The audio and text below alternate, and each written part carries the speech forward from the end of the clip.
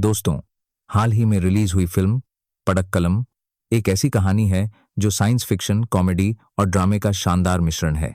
यह मूवी आपको हंसाएगी, चौंकाएगी और सोचने पर मजबूर करेगी। अगर आप कुछ नया और मनोरंजक देखना चाहते हैं तो पड़क्कलम आपके लिए परफेक्ट है। आइए इसकी कहानी को शुरू से अंत तक विस्तार से जानते हैं। फिल्म की शुरुआत प्राचीन काल में होती है, जहां एक शक्तिशाली राजा आदित्य अपने मनोरंजन के लिए एक जादुई वस्तु बनवाता है। यह वस्तु इतनी चमत्कारी थी कि इसके जरिए वह समय बिताने के साथ साथ कई असाधारण काम कर सकता था। लेकिन जल्द ही उसे एहसास होता है कि अगर यह वस्तु गलत हाथों में पड़ गई तो इसका दुरुपयोग हो सकता है और दुनिया में तबाही मच सकती है। इसी बीच टीपू सुल्तान, जो उस समय के एक प्रभावशाली शासक थे, राजा आदित्य पर हमला कर देते हैं और उस जादुई वस्तु को छीन लेते हैं।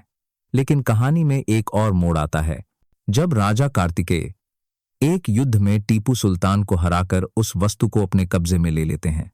कार्तिकेय को इस वस्तु की शक्ति का अंदाजा था, इसलिए उन्होंने इसे उस युद्ध स्थल पर छिपा दिया जहां उन्होंने जीत हासिल की थी। उनका मानना था कि यह वस्तु इतनी खतरनाक है कि इसे किसी के भी हाथ नहीं लगना चाहिए।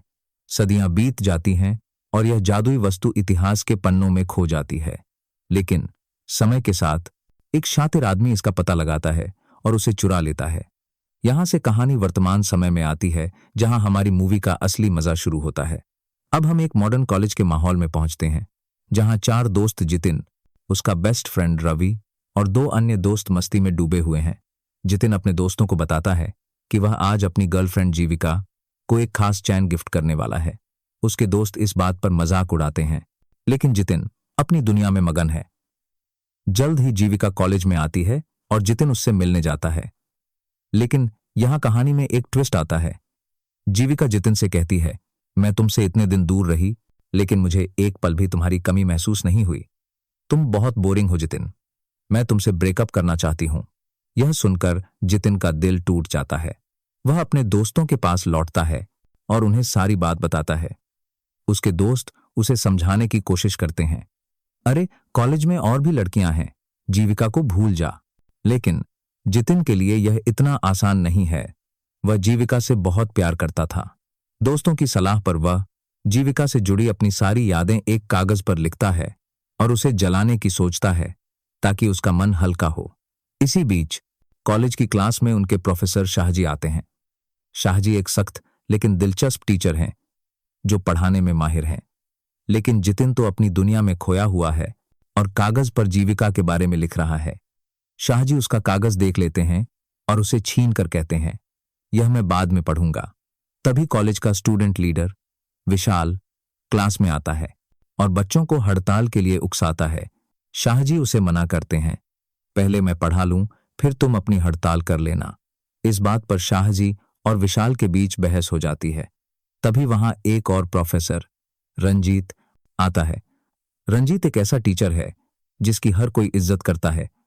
वह इस झगड़े को शांत कराता है, लेकिन शाहजी को रंजीत कुछ खास पसंद नहीं। झगड़े के दौरान शाहजी की नाक से खून निकलने लगता है।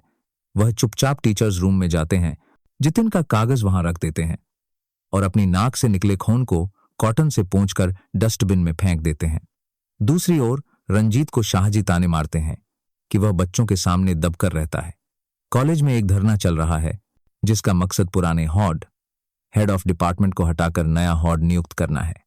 प्रिंसिपल इस धरने को रोकने की कोशिश करते हैं, लेकिन विशाल स्टूडेंट लीडर रंजीत को नया हॉड बनाने की मांग करता है। शाहजी को शक होता है कि यह सब रंजीत की साजिश है। वह सबके सामने रंजीत पर इल्जाम लगाता है, लेकिन रंजीत एक चाल चलता है। वह कहता है, मैं चाहता हूं कि शाहजी सर को हॉड बनाया जाए। यह सुनकर शाहजी खुश हो जाता है और स्टूडेंट्स अपनी क्लास में लौट जाते हैं। लेकिन कहानी में अभी और ट्विस्ट आने बाकी हैं। रंजीत टीचर्स रूम में जाता है और अपने बैग से एक अजीब सा गेम बॉक्स निकालता है। वह डस्टबिन से शाहजी की खून वाली कॉटन उठाता है और उसे गेम बोर्ड पर रख देता है। यह एक प्राचीन पासों वाला गेम है जो राजा महाराजा खेला करते थे। जितिन, जो चुपके से शाहजी का कागज लेने आया था, यह सब देख लेता है।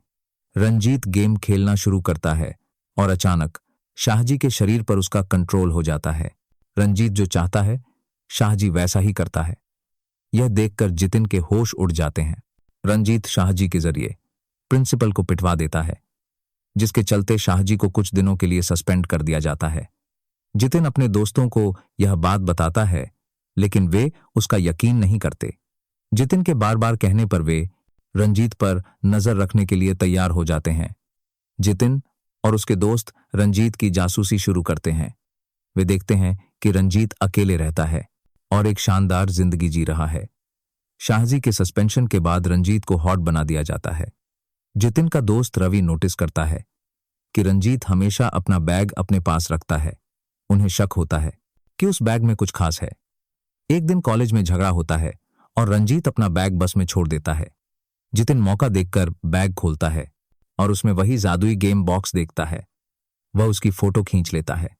बॉक्स पर एक प्राचीन भाषा में कुछ लिखा होता है, जिसे गूगल पर सर्च करने पर भी कुछ समझ नहीं आता। जितिन का दोस्त रवि कहता है, मुझे 2 दिन दो, मैं इस भाषा को डिकोड कर लूंगा।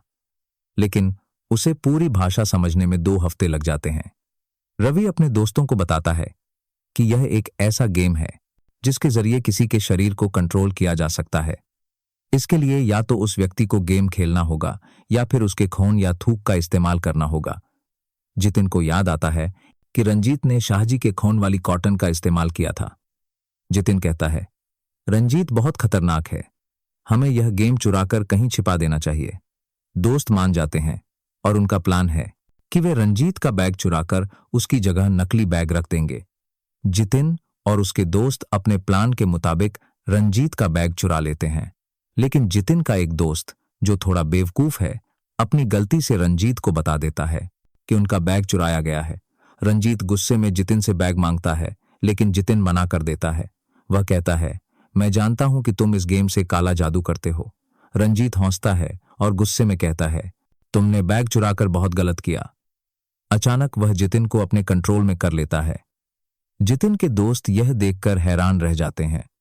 रंजीत कहता है, देखता हूं तुम इस गेम को कब तक संभाल पाते हो, तुम खुद इसे मुझे लौटाने आओगे।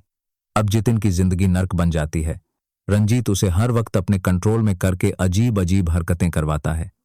कभी वह जितिन को अपने दोस्तों से पिटवा देता है तो कभी उसे करंट लगवा देता है। जितिन सोते वक्त भी खुद को मुक्के मारने लगता है। उसके दोस्त भी उससे डरने लगते हैं।